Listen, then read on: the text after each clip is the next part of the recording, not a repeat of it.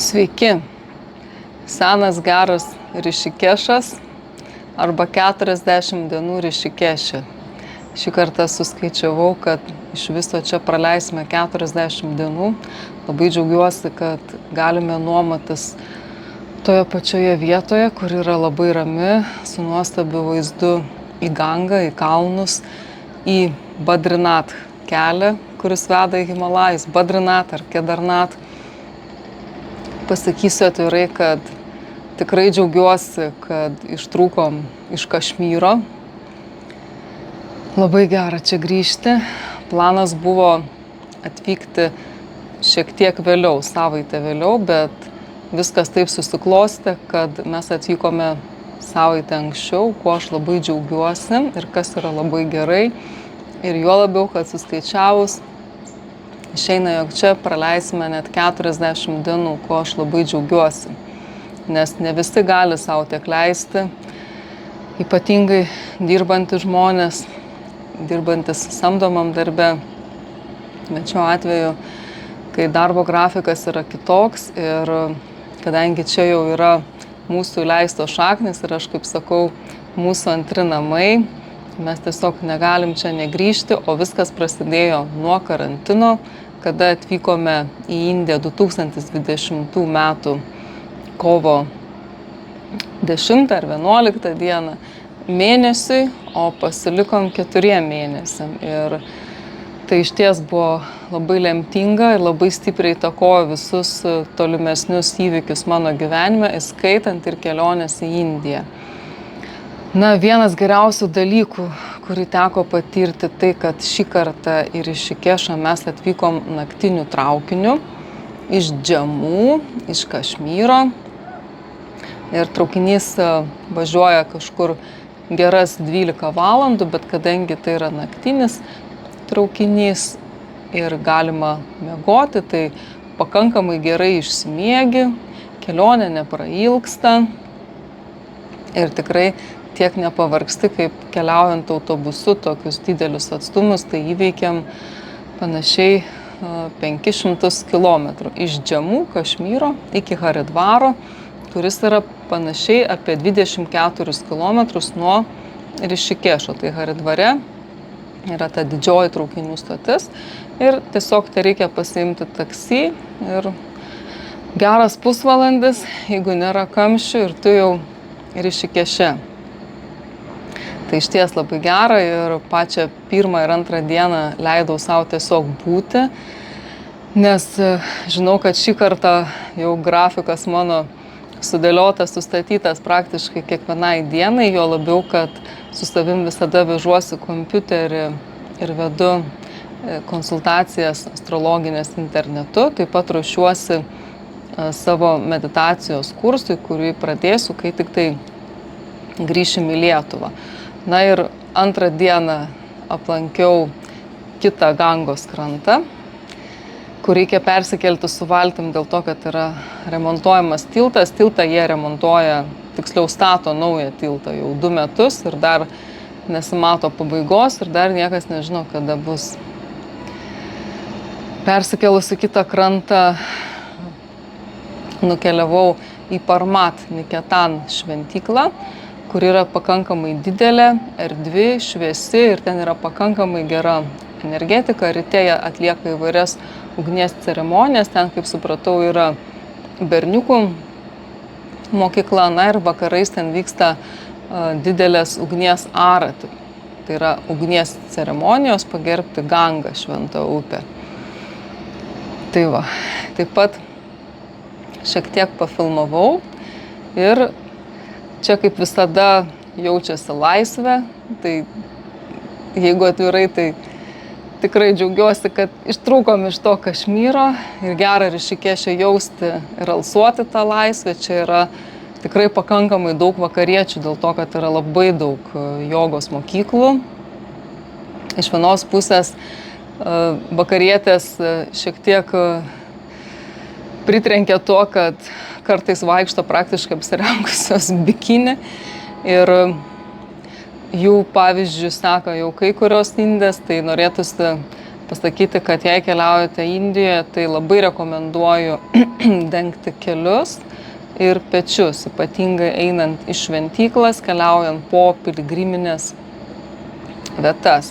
Arba tiesiog pasižiūrėti rūbų, apdarų, kurie būtų šiek tiek uždaresni ir čia labai greitai galima prisiderinti prie aplinkos, įsigijant įvairių gražių apdarų, spalvingų rūbų, įvairių šalių ir taip toliau. Šį kartą Rišikešas man yra labai brangus, brangi kiekviena diena. Rytais arba vakarais einu pas savo kundalini jogos mokytoją, iš kurio gavau pernai kundalini jogos iniciaciją, einu į privačias pamokas. Tiesiog noriu įgyti tam tikros patirties, vidinės patirties, kuri leistų geriau perteikti įvairias žinias ir pasidalinti įvairiomis praktikomis. Tai kaip tik su mokytoju tą ir darom. Kiekvieną dieną medituojam, praktikuojam, pasižymiu, taip pat nusipirkau kalną knygų. Netrukus į Rišikešą atvažiuos moteris guru Vanamali Krišna, kuri neužilgo pradės meditaciją savo nedideliam ašrame. Tai yra toks nedidelis ašramas, vienuolynas. Negalima jo vienuolynu pavadinti, nes ten negyvena vienuoliai, bet ašramas įprastai vardinamas kaip vienuolynas. Ir ten mes susirenkam medituoti, dainuoti bhadžanus ir taip pat Vanamali Krišna atlieka pūdžią, aukojimo ritualą. Tai irgi labai laukiu šitos akimirkos, nes prieš 2 metus, kuomet Rišikešę praleidome panašiai netgi 2 ar daugiau mėnesius, tai tokia buvo susikloščiusi situacija dėl tam tikrų aplinkybių, kad nesijaučiau labai gerai ir tiesiog pradėjau kiekvieną dieną lankytis pas Vanamali Krišną ir pamačiau, kad visa tai, kas vyksta, tarsi atrodo kaip ir lyg niekas nesikeičia, kad ir nėra kažkokio tai galbūt stebuklo ar panašiai, bet tai man davė labai daug, tai mane labai sutvirtino ir perkeitė. Ir taip pat dabar laukiu, kada jį grįš. Taip pat labai džiaugiuosi, kad ir Rišikešą atvyksta Krišna Das, garsusis kirtanų atlikėjas, kuris yra Karoli Nimbabos mokinys. Tai čia jis bus net 2 dienas ir gerai, kad visai netoli, tiesiog reikia kokius 3 kilometrus paeiti arba pavažiuoti ir bus galima klausytis kirtano. Taip pat prie pat mūsų namų yra Adžetananda ašramas, kuriame vyksta tikrai, kaip aš sakau, protas sprogdinantis satsangai, tai yra Advaitos Vedantos satsangai. Prieš 2 metus man juos rekomendavo ateiti ne vienas žmogus, aš vis dėlsiau ir kažkaip nenueidavau, bet kai nuėjau, supratau, kokią didelę klaidą padariau. Pernai taip pat dalyvau šituose satsangose. Jie tiesioginė to žodžio prasme tiesiog išsprogdina smegenis ir aš pastebėjau, kad žmonės, kuriuos aš kartais pakviečiu ateiti kartu, negali išsėdėti arba būna taip, kad daugiau neateina, nes ta informacija yra tikrai stipri ir tam reikia tikrai ir pasiruošimo, ir gerai anglų kalbą mokėti ir turėti tą polinkį. Tai va, tai šiais metais ketinu taip pat dalyvauti ir nusprendžiau taip pat dalyvauti taip vadinamam 3 dienų retryte, kurio labai laukiu. Tai grįšiu stipriai pasikrovusi. Na ir čia yra Indija. Indija yra vedimas, kaip sakė mano draugas, kuris Indijoje buvo 9 kartus ir išmaišė Indiją nuo šiaurės iki pietų. Tai tiesiog tu čia esi ir esi iš pajautos. Išeini ir šitoje aplinkoje tu šypsaisi. Tu šypsaisi visiems, ką sutinki ir tau šypsosi atgal, nes čia tokia aplinka yra. Aš sutinku savo indus draugus, savo pažįstamus pardavėjus, kurie mane labai gerai atsimena ir džiaugiasi, ir kai kurie susitikimai yra tiesiog pritrenkiantis, kaip, sakykime, tiesiog pajutau stiprų norą, stiprų vedimą nueiti į savo šeimininko, pas kurį nuomojamės kambarį, parduotuvę, jis turi dievybių parduotuvę. Nueiti pas jį dievybių parduotuvę, tiesiog labai buvo stiprus toks noras, trauka, pasižiūrėti, ar jis turi Lakšmi deivę.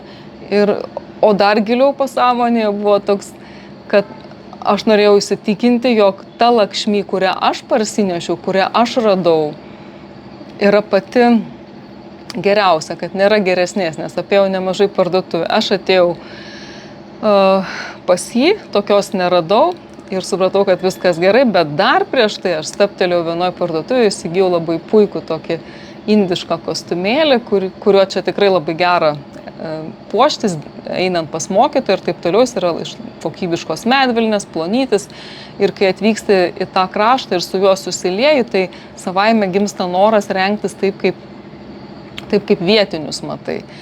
Tai va, ir dar prieš tai įsigijau šitą kostiumėlį. Ir po to, matomai, viskas buvo taip sudėliota tiesiog minučių, sekundžių tikslumu, kad galvoju, toliau paeisiu, pažiūrėsiu, gal aš nusipirksiu duonos, natūralios duonos, kartais čia galima tokią rasti.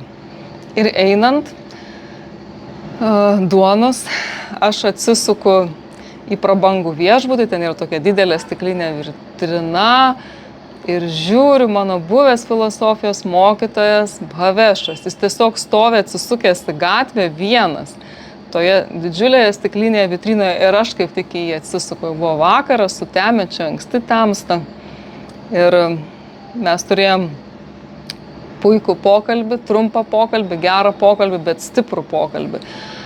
Nes Bhavešas paliko jogos mokyklą tuomet, kai mes jau ją baiginėjome, ir dabar dirba savo, yra pakankamai žymus ir dalyvauja garsiuose pokalbių laidose, kurios siekia, kadangi Indija yra didelė, 100-tūkstantinės ar net milijoninės peržiūras, taip pat turi 1 milijonų sekėjų Instagrame, ką surinko per pakankamai greitą laiką. Įdomu tai, kad tarp mūsų yra labai aiški, konkreti kalba. Mes jaučiam labai gerai vienas kito energetiką ir galime pasidalinti tuo, ko įprastai negali su daugeliu pasidalinti. Tai yra apie tam tikrą tokį, sakykime, dvasinį kelią, kuris reikalauja gerokai daugiau pastangų ir tam tikras su tuo susijusias paslaptis, energijas, energetikas. Tai labai gera buvo matyti Bhavešą, ir kartais energetinis bendravimo lygmuo perteikia daugiau negu mūsų žodinė kalba. Tai tokių susitikimų čia turėjau ir daugiau, ir visi jie gimsta tiesiog, atrodo, minučių, sekundžių tikslumu, viskas sudėliota, kuomet pajauti stiprią trauką, nueiti į tam tikrą vietą ir tu sutinki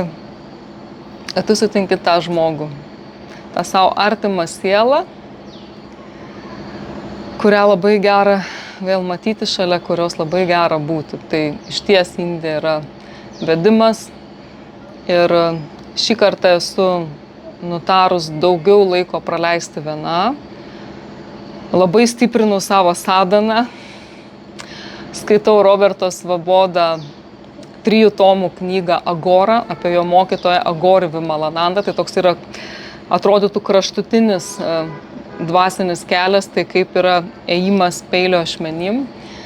Yra daug pakankamai šokiruojančios informacijos, kas iš vienos pusės labai stipriai nuleidžia ant žemės ir ištaško bet kokius rožinius debesėlius.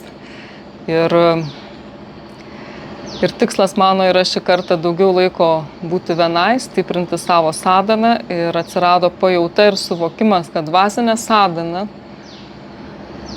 turi būti atliekama taip, tarsi tu mirsi arba gyvensi. Arba tai, arba tai. Atsidavimas stiprus. Tai tinka galbūt ne visiems, nes kiekvienas pagal savo individualybę pasirenkam ir atrandam tokį dvasinį kelią, kuris mums yra skirtas, reikalingas, kuris yra iš praeitų gyvenimų, bet kokiu atveju, kas jis bebūtų, atsidavimas reikalingas labai stiprus. Jeigu žmogus dar turi savyje kario dvasią arba kažką iš praeitų gyvenimų, tuomet jis gali stiprinti savo sadaną su atitinkamu ketinimu, suvokimu, kad manęs niekas nesustabdys nuo mano atliekamos sadanos, kad aš arba padarysiu, arba mirsiu.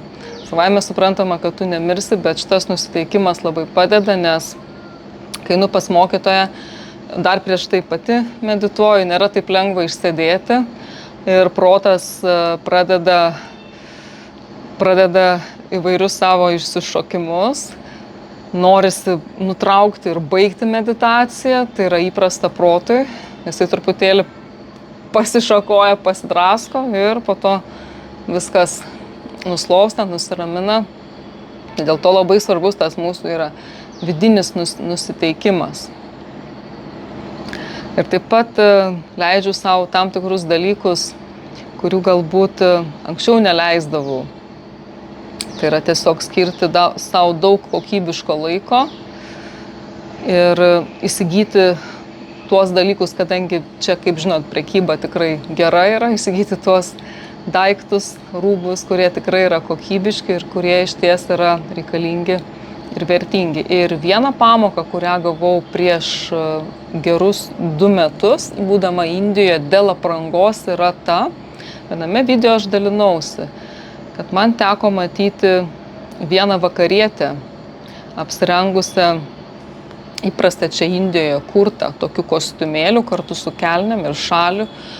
Jos laikysena rodė, kad jos vidus yra aristokratiškas, kad jinai yra šiek tiek kitokia. Ir jinai bendravo su indais. Jinai tiesiog stovėjo vidury gatvės ir bendravo su indais. Atrodė be galo inteligentiška ir nuo jos sklido tam tikra tokia aristokratiškumo aura. Ir ta akimirka, kai aš visą tai pamačiau ir pajaučiau, mane labai paveikė. Ir aš dabar suprantu, kad moteris gali būti karalienė, tai gali būti kaip aristokratė ir tam nereikia brangių rūbų, tam reikia vidinės elegancijos, vidinio to tokio aristokratiškumo jausmo ir pagal tai atitinkamos aprangos.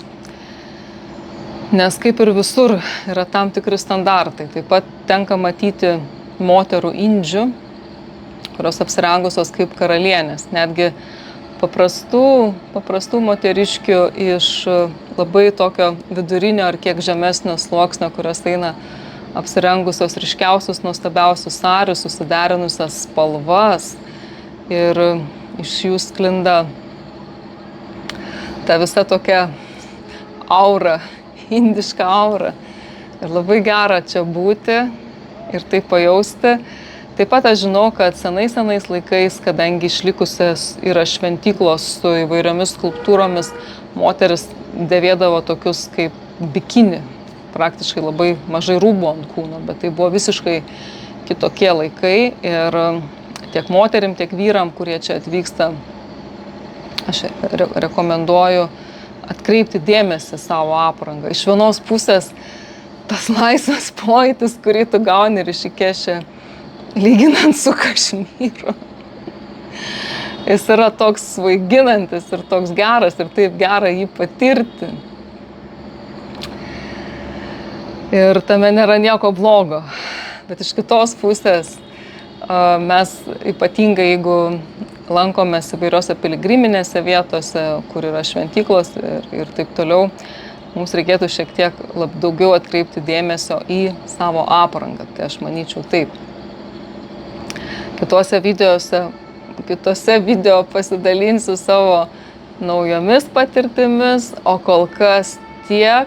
Ačiū, kad esat kartu, ačiū, kad palaikot, nes jūsų dėka aš galiu keliauti, galiu kurti šitos video, galiu dalintis, galiu įsigyti visą tai, ko man reikia, mokėti mokytojui už pamokas ir lankyti visus kitus mokytojus, aukoti ašramuose ir taip toliau. Labai ačiū Jums, kad esat kartu ir iki kitų kartų.